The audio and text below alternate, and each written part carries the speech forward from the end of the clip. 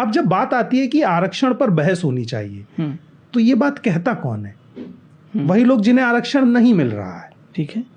और अब तो 10% उन्हें भी मिल रहा है ईडब्ल्यूएस कोटे से। तो फिर ये बात कहां से आ जाती है? मतलब आप ईडब्ल्यूएस के समर्थक हैं, लेकिन आप एससी, एसटी, ओबीसी, माइनॉरिटी के आरक्षण के समर्थक नहीं है। हाँ। अब एक डेटा मैं आपको बताता हूं। ठीक है। 75 साल से आरक्षण है। हाँ।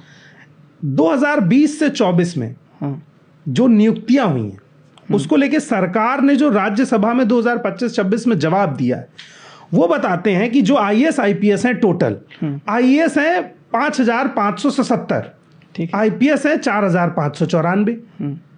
अब देश की 80% आबादी तो एससी, एसटी, ओबीसी, माइनॉरिटी है, तो इनका रिप्रेजेंटेशन इतना ही होना चाहिए। बिल्कुल। आंकड़ा कहता है कि 5577 आईएएस में से ओबीसी केवल 245 हैं, यानी 4.3%। 5000 में से 5000 में से सिर्फ 245 50-60 हो सकते हैं। हाँ। और ये मैं नहीं कह रहा हूं। हाँ। ये सदन में राज्यसभा में डेटा दिया गया है। उसके बाद एससी कितने हैं? एससी 135 हैं, 2.4%। एसटी पे आ जाते हैं, ये केवल 67 हैं, 1.5%। आईपीएस पे पहुंचे तो 4594 में से आईपीएस कितने हैं? 255 ओबीसी, यानी 5.5%।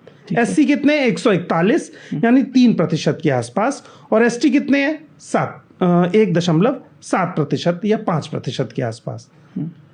तो जब 70 साल के रिजर्वेशन के बाद आउटपुट ये है, तो अभी 170 साल और रखना पड़ेगा।